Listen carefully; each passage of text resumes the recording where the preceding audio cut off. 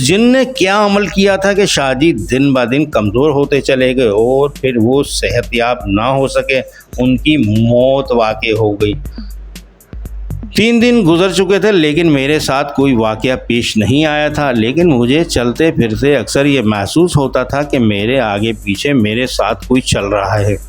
ये अजीब एहसास था। कॉलेज से क्लास ख़त्म करके मैं घर आ चुका था।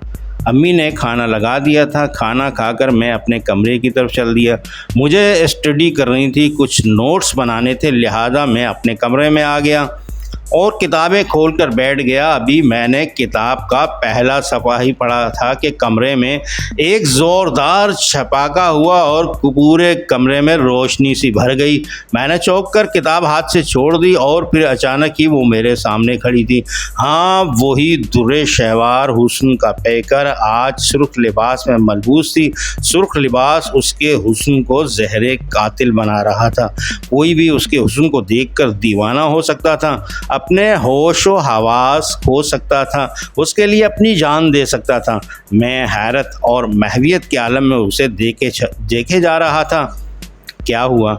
इतनी हैरत से क्या देख रहे हो? मेरी महवियत को दुर्रे शहवार ने तोड़ा।